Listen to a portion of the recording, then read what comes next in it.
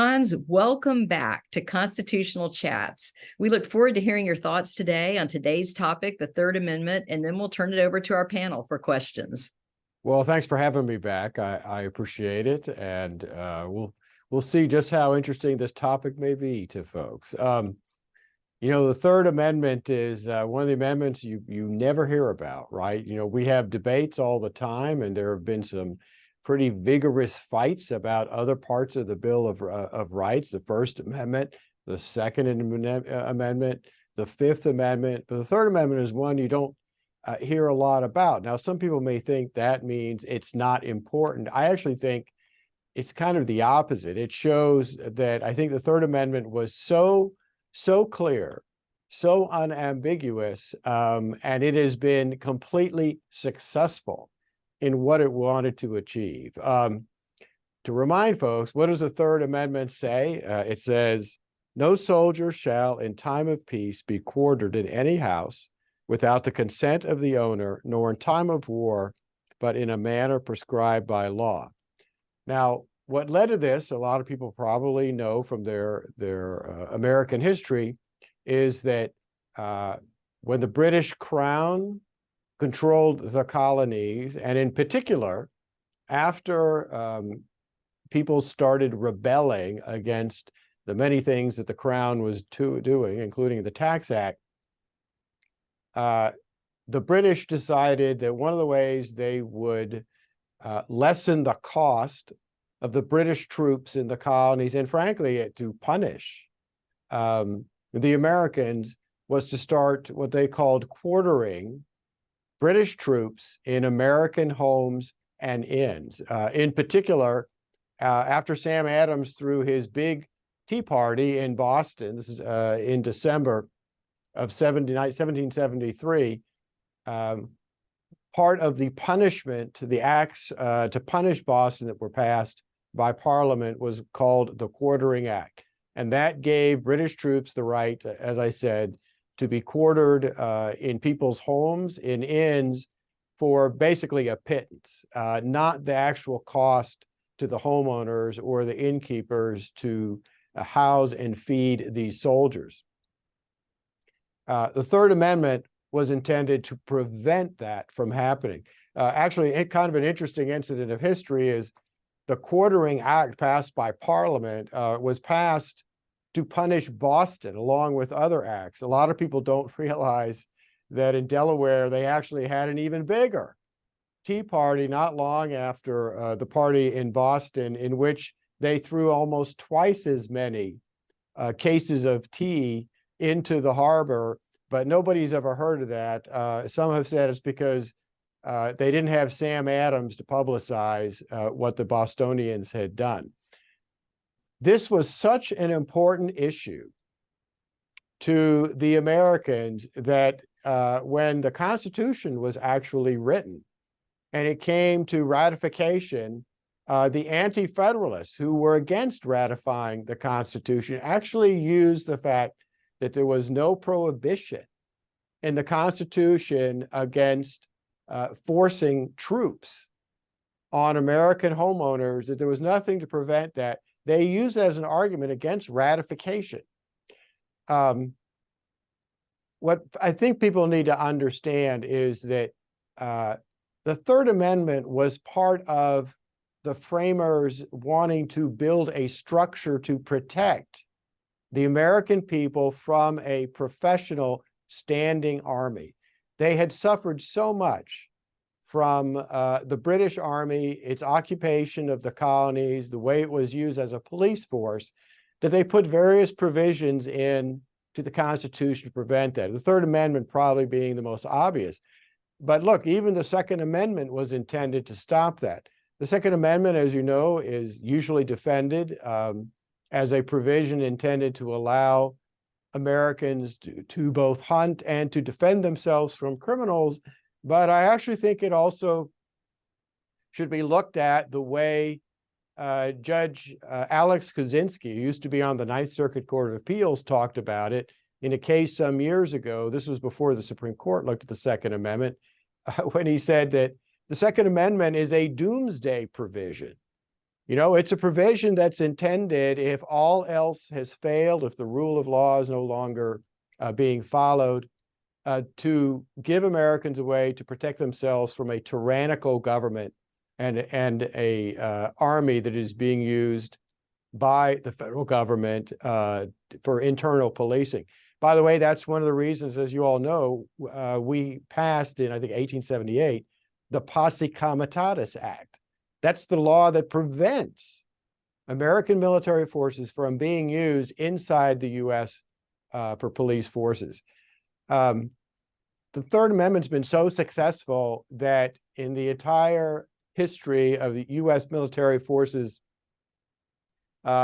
they have always been stationed on military bases.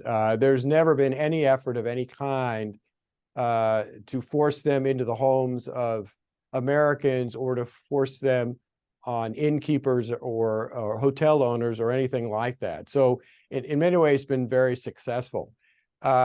Almost the only time it's ever come up, I mean, it just doesn't come up in cases, is some years ago, some individual homeowners in Colorado, of all places, tried to argue that when the federal government authorized military overflights of their homes with, I guess, the noise and everything that it produced, that actually was a violation of the Third Amendment. That case actually went all the way to the 10th U.S. Circuit Court of Appeals, where the Court of Appeals said that is a frivolous argument. Overflight by military aircraft is not anything close to forcing members of the military onto homeowners in their homes. So that's really one of the only times it has come up in any cases before the U.S. Supreme Court. So again, we don't talk about it very often, but I think it's been an extremely successful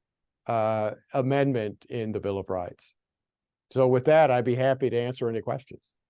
Well, thank you for those opening comments, and that's a great overview. And we wondered how much attention this was going to get, but as we've been running our ads about this program on Facebook, we've had an incredible amount of engagement with people saying that that if we didn't have the Third Amendment, it might, we might have ended up with soldiers in our homes, and the point that you made, that it's just a successful amendment. So, and I also love that you brought up the Boston Tea Party, because on December 16th of this year, it's the 250th anniversary of the Boston Tea Party. Right.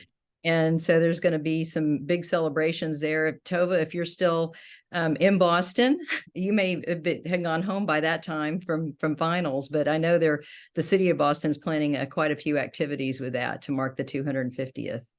But so Hans, thank you. I'm going to turn it over. I know Tova and Jewel and Jorn have got a lot of questions, so I'm going to turn it over to Tova. Yeah, that was great. I love how we can even take a lesser known amendment and make it so relevant, as Kathy was saying.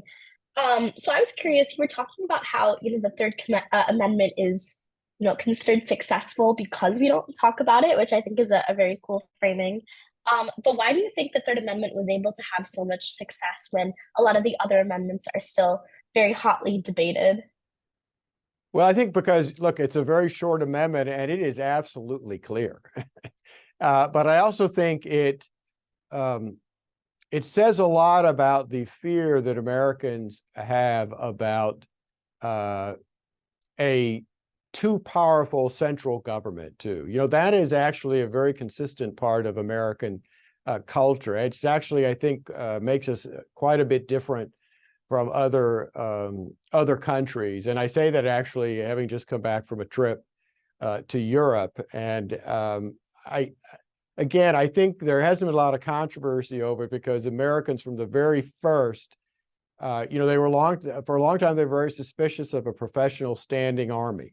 And the idea that the federal government would be able to force American homeowners to house troops, there's no way that Americans would have stood for that. And the Third Amendment enshrined that in the Constitution. So again, really in our entire history, since we became a free nation, our military has always functioned from naval bases, from military bases, and there's never been any proposal of any kind that cost be forced on the American people in a way that would violate the Third Amendment. So it's just it's so far from our idea of the way society should function that I think, like I said, a lot of people just forget it's there because it's been so successful and become so ingrained in our culture.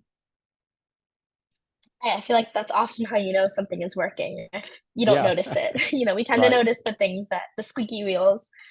Um, but I was reading like the actual text of the Third Amendment itself, which is that, no soldier shall in time of peace be quartered in any house without the consent of the owner. But I was curious about the last part, which says, nor Right. in time of war, but in a manner to be prescribed by law. So I was wondering if you could talk a bit more about that. And what does it mean Sure. in a manner to be prescribed by law? Because can't laws not necessarily conflict with Well, what that the means amendment? is that in time of war, Congress could lay out a federal statute that allows soldiers to be housed in private homes. But keep in mind, for example, that one of the problems with the Quartering Act, the act that was passed by Parliament to punish Boston, that the act provided a little bit of payment, just not anywhere close to the actual cost of housing those soldiers. So if Congress were to do something like this in time of war, they would be limited by other parts of the Bill of Rights. And as you know, for example, the Fifth Amendment has a provision on eminent domain, which basically says that if the government takes private property for a public service, for a public reason, they have to provide homeowners with a fair market value of that. That means, for example, that if the federal government is building an interstate highway and they need your property, your home to do that, yeah, they can use eminent domain to get your property, but they can't simply take it and pay a pittance for it. They have to pay you the fair market value of that property. So if Congress were ever to exercise that second half of the Third Amendment in time of war, they would actually have to pay homeowners the fair market value of housing soldiers and feeding them in their homes. That, as you know, has never actually happened. Right. And I'm curious about this idea of eminent domain that you were talking about. Right.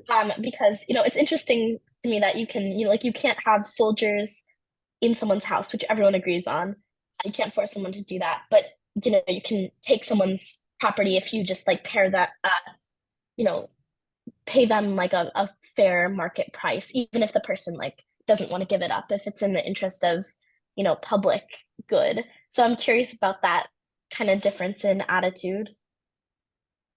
Well, the provision on eminent domain was put in because there are times when the government should have the ability to basically violate private property rights, but those should be strictly limited. It's one thing for the government to take someone's private property, paying them fair market value because they have to build a necessary road or perhaps a necessary bridge, and the entrances to the bridge go across private property. Eminent domain in many cases, has been limited to only the government only being able to take it for what's considered a public purpose. Taking it for a private purpose doesn't fit within that. And there was a great controversy over this some years ago in a case that ended up before the Supreme Court called the Kelo case. And because of that case, many states actually strengthened the eminent domain provisions in their state constitutions to say that, for example, while a county government might have the right to take your property to build a public road, it doesn't have the ability to take your property to sell to a commercial developer because the commercial developer wants to put in perhaps a condominium where your single family home was, and the county government will get more tax money from doing that. And many states have said that is an abuse of eminent domain. Yeah, that makes a lot of sense. I definitely see scenarios where it would be necessary, but it's also interesting that they didn't justify violating the Third Amendment, as there could be some situations where it's absolutely necessary to have soldiers housed there. But I suppose those are different situations, or maybe people were just so fed up with the officers that they didn't think it was worth it. But I was curious, kind of delving into the specific language of the amendment, how it talks about, without the consent of the owner. I was Right. curious about legally this concept of consent, because it's just one word, but I feel like it has so much in it. For instance, like the idea of coercion.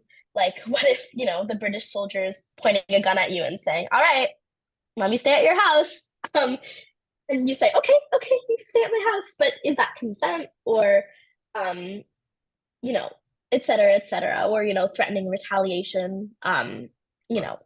We're going to use eminent domain to take your house and turn it into a hotel for our soldiers if you don't give it to, how is consent defined with the Third Amendment, and then just as a broader legal concept in other laws? Well, consented, that's actually a very good question. And there have been many, many, many court decisions on the concept of consent. And a private owner is not considered to give consent if, for example, a government agency is saying to him, well, for example, if you don't give consent, perhaps we're going to increase regulation of your business. If the government is using some kind of threat, even an implicit threat, to force you to agree to something, that is not considered consent. And so there's a lot of case law on this that's intended to prevent the government from using its, frankly, great power against individuals to force consent, and to ensure that when someone agrees to something, they really are doing it voluntarily and not giving in to some kind of threat to themselves, or for perhaps their income or their business. Okay, that makes sense. Thank you. And then actually, I was doing a little bit of investigation last night that ended up tying into the Third Amendment, which was very strange. Last night I was working on an essay and I was really bored, and I was in my library, my house library at Harvard, and they have all of the yearbooks of all the years, all the students going back to 1930s. So I was just grabbed one from 1946. So I was reading about the students recollecting about what it was like to go to college during World War II.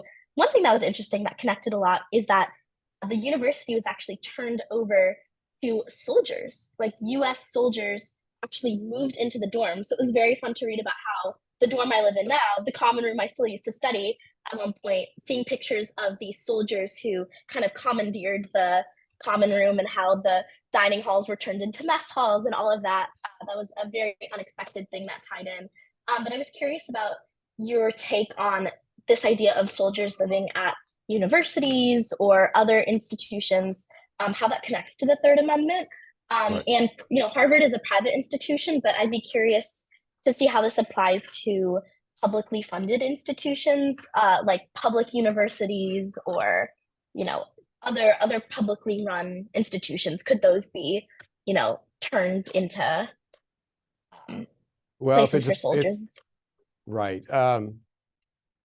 Well, the one interesting thing about this, if you're talking about a public institution, as in a public college, public colleges, of course, are owned by state governments, not the federal government. And one of the only times the Third Amendment has been mentioned by the U.S. Supreme Court is actually in one of its very, very important Second Amendment gun cases, McDonald versus City of Chicago. That's the case from, I think, 2010, in which the Supreme Court finally held that the Second Amendment is a personal right for individuals. And in just a footnote, they mentioned that the Second Amendment was one of the amendments that the 14th Amendment incorporated and applied to the states. You may recall that originally the Bill of Rights only applied to the federal government,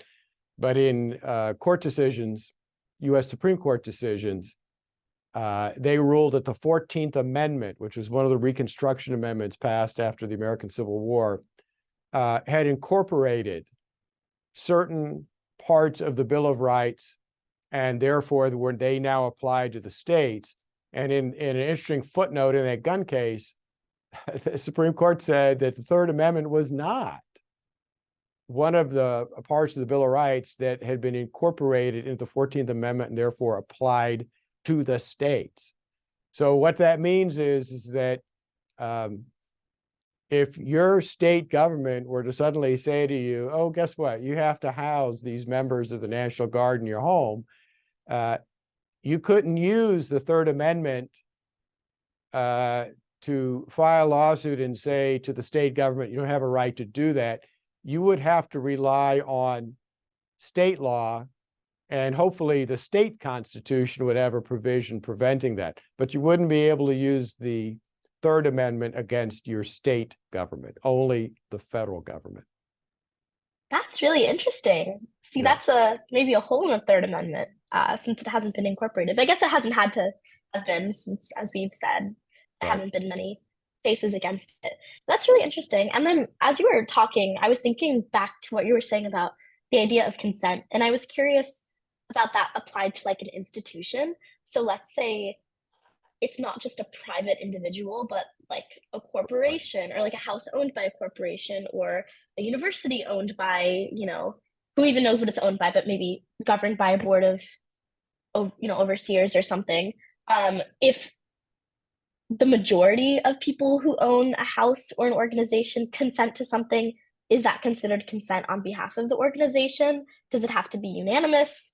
How does that stack up? That's going to depend entirely on the rules governing that particular organization. In other words, let's assume that under the law, a public university, all decisions are made by the Board of Regents that have been set up by the state to govern that institution. Whatever the rules are that the state has laid out for the decisions that are made regarding that institution would apply. So if state law says decisions on university policies can be made by a majority of the trustees, then it just takes a majority to give consent. If the state law says all decisions by the Board of Regents have to be unanimous, then it would take unanimous. So though that's not going to depend on the Third Amendment or a similar state constitutional amendment, that's going to depend on whatever the rules, regulations, or laws are that govern that particular organization. I see. That's really interesting. And even for private organizations too?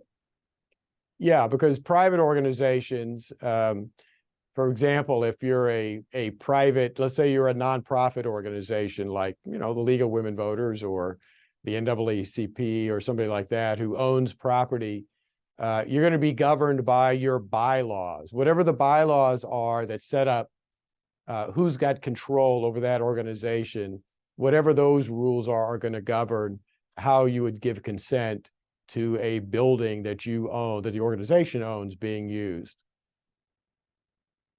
That's really interesting then, that's how the US government decides that. I didn't know that. And then getting even more legalistic and really narrowing into this very short amendment, I'm curious about, it says, no soldier shall be quartered. But does this extend to other government officials or even like law enforcement? Like, is there a very sharp distinction, or could like a police officer not be considered a soldier and then therefore could be compelled to? That's a very interesting question, and I don't think that issue has ever come up. So I actually don't know the answer to that, although I would suspect that any court taking this up would probably construe that definition, the definition of soldier. I think they would construe it pretty broadly to prevent the federal government from being able, for example, to force you to house members of the FBI or some law enforcement Mm. agency. I just don't think that Okay. would fly. Unless it's a state official, right? In which case it hasn't been incorporated. Yeah, for state officials, again, you'd have to go to state law and the state constitution. So maybe if I ever become governor of Illinois, I can just choose the nicest house and Yeah, make although them house me. Yeah, although look, we're talking about constitutional amendments in general, but something people should keep in mind is that there are many areas where state constitutions actually have stronger provisions than the U.S. Constitution.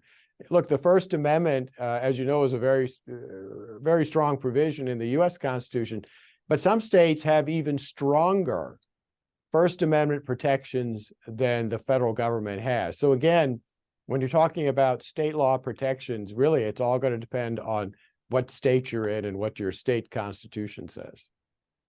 Right. And don't ever use that clip of me saying I'm gonna steal someone's house if I ever run for office, by the way, Kathy. Okay, and then I was also just curious, wanted to ask a bit of another very legalistic question about the idea of how a house is defined, which again, not that there's been this huge legalistic body of work and litigation, but I'm just curious, more generally, how does US law define a house? For instance, now that we have cars that sometimes people live in, is that considered a house or a home? If somebody is homeless, can they be ordered to vacate if someone is renting, that sort of thing? How has that been defined? Again, I don't know the answer to that. The language is pretty specific in the Third Amendment. How the Supreme Court would interpret that, I don't know. Again, I think they probably would give pretty broad definition to a house, given the fact that at the time this amendment was passed, a house could cover a pretty extensive variety of dwellings, particularly when you looked at some of the very poor rural territorial areas of the United States. So I think they would give it a pretty broad definition. Okay, got it. And then I wanted to ask about just the general idea for my last question of how the Third Amendment connects to the idea of property rights, because in my understanding, that's something that the United States was founded on, and that is a very big value in our society, oftentimes contrasting with other countries. Like Right. we know the famous, life, liberty, and the pursuit of property was the original draft. So maybe use the Third Amendment to make a broader point about the important place of property rights in U.S. government. Oh, no, that's a very important point. Look, a lot of people realize that what makes us different from so many other countries is, the emphasis we place on personal freedom, like the First Amendment, the ability to speak and the ability to engage in our choice of religious practices. But I think a lot of people don't realize that we are also founded on the importance of personal property rights. And that really distinguishes us from many other countries. And the founders really realized how important it was to protect property rights, because there are a lot of liberties and freedoms that derive from protecting people's property, whether it's their personal property or their real property. And the Third Amendment is just one of those amendments to protect that. I mean, that's also why we have a Fifth Amendment that says that the government can't simply come in and seize your property without compensating you for it. They can't nationalize your property, which is something that's happened in many other countries, particularly dictatorships. And they can't enter your home and search it just because they think, well, maybe you committed a crime. Your home can't be searched until and unless a law enforcement agency goes before a federal judge and proves to that federal judge that they have probable cause, not just a suspicion, but probable cause to believe that you have committed a crime and that there are objects or other evidence in your home. And again, that is that Fifth Amendment is a very important part of the protections that the founders, the framers of the Constitution, incorporated into the Constitution. Oh, thank you so much for that amazing overview. I feel like I've learned so much about US government and history from one sentence in the Constitution that we don't tend to talk about. So thank you for that. And now I will pass on to Jewel and Jordan for their questions. Sure. Thanks for the questions. Okay, so Third Amendment. It's interesting because America's been so blessed. We have not fought a war in modern times on our own property. And we're blessed geographically that we have an ocean on either side of us, and we're blessed that we are not an open combatant north or south of us. It wasn't always so settled, and we did have conflict. Right. Just off the top of your head, can you think of some of those conflicts from our past and from our early years where this amendment possibly was actually stopped us from quartering troops? Well, the only time it might have come up is at the start of World War II. As you know, we were very surprised by the attack on Pearl Harbor. We went through a massive mobilization project. I mean, the size of our military, the number of personnel in the Army, the Navy, and the Marines increased at a huge rate, so large that we had trouble keeping up with all of the other logistics that went with it. And I could see that would have been a time whereas the number of individuals in the Army, for example, was increasing so quickly that there might have been a temptation to house those individuals in people's homes instead of on new military bases. But as you know, that didn't really happen. And I think the Third Amendment, again, was a reason for that, that the federal government, despite the very dire circumstances after the attack on Pearl Harbor, didn't even think about doing that. Instead, they quickly appropriated the money for and started building new military bases around the country, and did so in a way they were allowed to do under the Constitution and under federal law. That's so interesting to think about. Of course, we didn't live through World War II, but I got the pleasure of meeting certain veterans from even World War I, and then talking to some from World War II. As we lose that generation, it is great to talk to them about those things, because I never even would have thought of that moment. But our military did swell beyond what it was, and so fast. Another thing I was wondering about earlier in our smaller wars. I know that our territory was so different, and the states hadn't been set up as the country, Right. with Louisiana Purchase, etc. But we did have the Mexican-American wars. We did have I know the War of 1812 was a different type of war. We did have our Indian skirmishes. At any of those points, would it have been? I wonder if the troops would have helped out to station in someone's house without asking permission, or turn someone's pilgrim estate into a nice camp of operations out there in the woods. Well, again, I don't know if it would have been useful, but as you know, it didn't happen. The U.S. Army built a series of military posts and forts out in the West, in the frontier areas. The Mexican-American War, which was the war we were in prior to the Civil War, their military forces went into Mexico, including forces that were landed by the U.S. Navy at Veracruz on the coast of Mexico. So there again, I don't think that was really an issue.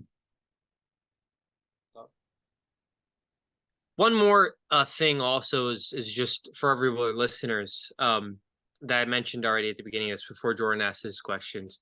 When we're thinking about the framers writing this, they didn't know we were going to have peace on our own shores as much as we've had.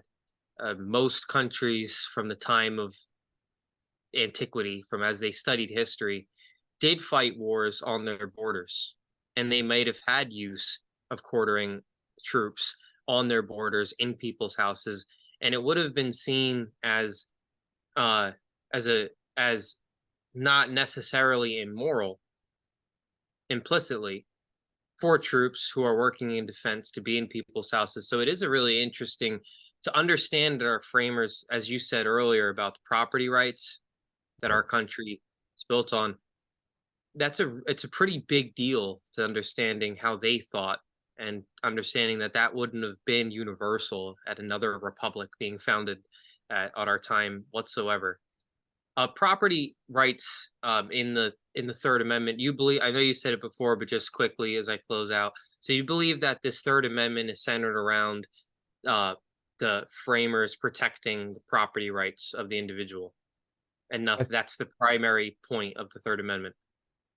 Well, I think it's actually two things. I think it's primarily protecting individual property rights, but also protecting the American people from a tyrannical government using a professional army internally in the U.S. to basically tap down any kind of rebellion. I think it's a combination of the two, and I think it's directly related to the experiences they had during the lead up to the American Revolution. Yes. So not just foreign wars, but also the people rising up. Right. As far as suppose we are in war times and we are given proper compensation, is there any order, is there any written documentation of how order is picked for what property is seized per se by the government? Why is my house taken and not my neighbor's? Is there anything written about that? No, not that I'm aware of. I think the closest thing to this you could find are cases over the use of eminent domain for for highways, and people perhaps arguing with the government over the fact that a particular road project is not being put in the ideal location where it should be. The other place, as you recall, this may have come up earlier in our history, was when we started building railroads. When we first started putting in railroads, and we put in the Intercontinental Railroad, which first connected the East Coast to the West Coast, eminent domain became a very, very important issue, because there were parts of these railroads, particularly in the East, that went across, huge swaths of private property. And that's where the law really developed on eminent domain, on fair compensation to homeowners, and on the proper choices being made for routes that would be, from one point, be geographically efficient, but from the other would affect the least number of personal property owners. And so if you does the Third Amendment at all extend into assets or goods by manufacturing companies? Is there any type of roof over that? So you have a metalwork company, you're in war, you're not in war, or you are in war, and the government or the army needs those materials, needs that. Is there any correlation between the two, or is that just a completely separate section? No, that would be the Fifth Amendment. And actually, if you look at history, this actually came up. This issue came up during the Korean War. During the Korean War, the unions representing steel workers decided to go on strike. And President Truman, in a very complicated situation, basically tried to use the federal government to say that they could not do that. That they could not strike against these steel factories because of the Korean War and the importance of those steel manufacturing continuing to make all of the products that were needed for the huge battles going on in Korea. That case went all the way to the Supreme Court, and the Supreme Court said that the president did not have the power that he was trying to use in that situation. Thank you very much. It's time to pass it to Kathy for some audience questions. Sure. Well, thank you, Jewel and Jorn and Tova, for those great questions. And thank you, Hans. This has been fascinating. We first want to take a minute and recognize our students and teachers who are on with us today. We have Nellie Shea from the Danville Public Schools, William Todd with at least 7 students in a homeschool co-op, Sherry Stiegel with homeschool students, Joseph Matson with 26 students at West Branch Area High School, D'Angela Hines with some students at Emerald Coast Christian Academy. So if you're a teacher or student watching and we didn't give you a shout out, go ahead and type your name in the Q&A and we'll definitely mention you before the show is over. We also want to thank our listeners on Las Vegas's KKVV 1060 AM on your radio dial. KKVV airs these podcasts on Monday evenings at 6 p.m. Pacific every Monday. So thank you, KKVV. So Hans, we have got one of our listeners, Wilma Brandstetter, asks, with the mention of the Posse Comitatus Act, could this be the business of the FBI SWAT teams and similar agencies? Could they be getting around this act and the idea of the Third Amendment? And we had another, I think a commenter on social media asked a similar question. Scott McDaniel asked if when law enforcement comes in and sometimes takes over homes in order to keep tabs on maybe drug dealers who are in another home in the neighborhood, if there's any Third Amendment implications on that. Well, the Posse Comitatus Act applies to the use of the military, and the FBI is not considered part of the U.S. military. They are considered a law enforcement agency of the federal government. Their power is supposed to be strictly limited by the statutes that they enforce, and they can't go beyond that. I mean, to give you a quick example of that, if a sheriff wants the help of the FBI to enforce a local ordinance or a state law, the FBI can't do that. They can only enforce federal statutes that make regarding federal crimes. I'm sorry, what was the second half of the question? If law enforcement wants to come in and take over someone's house in the neighborhood, so they can keep tabs on maybe criminal activity that's going on in the neighborhood. Okay, well, they can't do that without the permission of the homeowner. Okay. If the police show up at your door without a warrant, because they say, well, we believe your neighbor is committing crimes and we want to use your house to watch them, it is totally up to you whether you say yes to that. They cannot force their way into your home.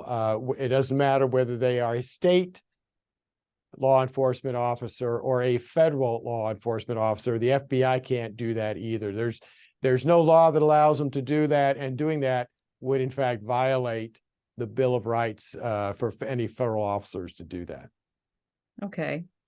And then that same Facebook commenter had also asked if this Third Amendment was honored during Civil War times. Do you happen to know if during the Civil War, I don't think it was honored, but keep in mind that the Union troops, when they were in the South, were fighting. I mean, that was not a domestic law enforcement issue. That was a declared war, and it was a war in which the Southern states had declared that they were seceding from the Union. So it's pretty hard for them to assert rights under the Constitution when they were saying that they were no longer part of the United States and the U.S. Constitution. So it was an entirely different situation. Okay. And then Robert Summers, one of our listeners, has emailed in a question, and Robert says, during World War II, the government took over places like the Greenbrier and the Royal Hawaiian for military rest places. Was that different than a person's home? No, what I don't know about that is I'm assuming that that was done under statutes passed by Congress.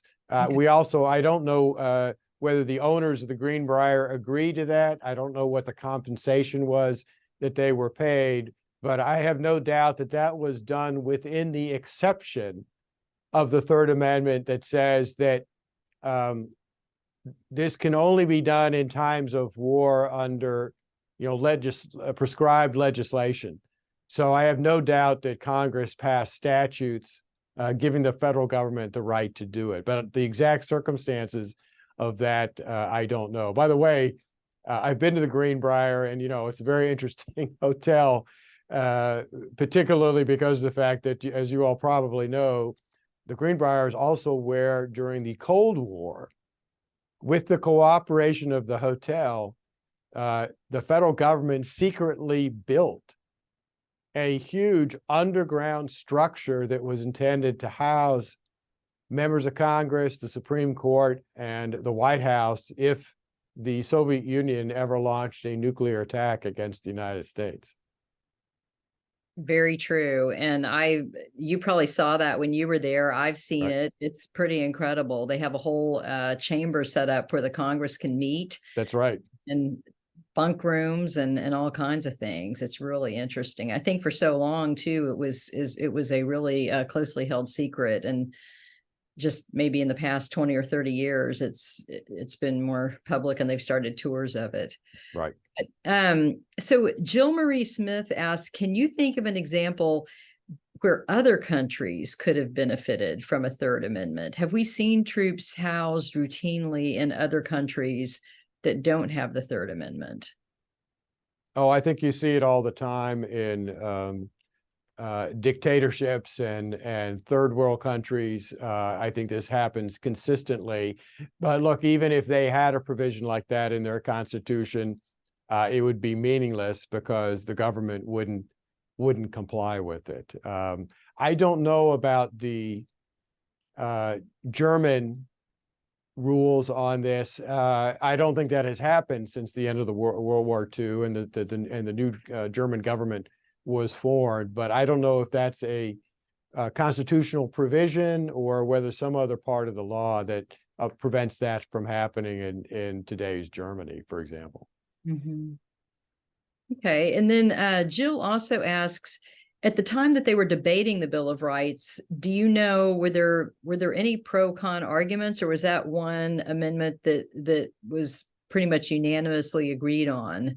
It was the latter. I mean, as I said before, the anti-federalists were using the fact that there wasn't a ban on the quartering of troops in people's homes as a reason to argue against ratification of the Constitution.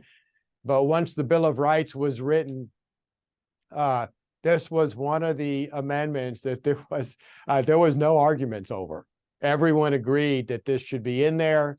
The language was clear, and the debates went on about other provisions, but not that one. I can imagine. And then Jill also asked if the Third Amendment is mentioned in any of the Federalist, and I think you said anti-Federalist, so I assume it probably may be mentioned in the anti-Federalist papers, but do you know if it's mentioned in the Federalist papers by chance? No, I know a lot of I know a lot of the provisions of the Federalist Papers because I've read them and researched them when I've looked at other amendments.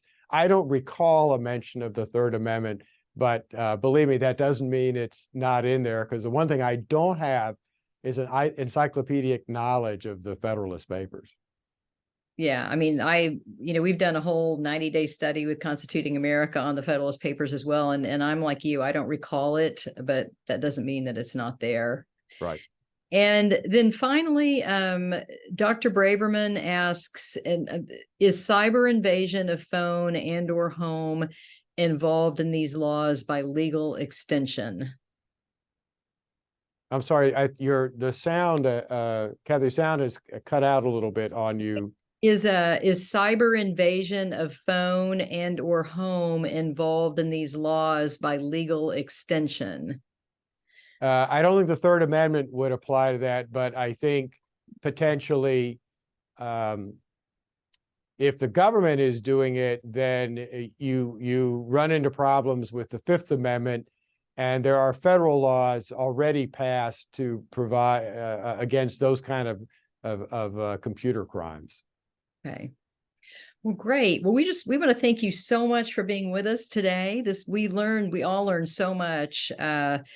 And we want to invite our audience to come back next week when on Tuesday, October 24th at 2 p.m. Eastern, we're going to be talking about the Fourth Amendment. So please join us for that. And Tova, Jewel, and Jorn, would y'all or do you have any closing comments?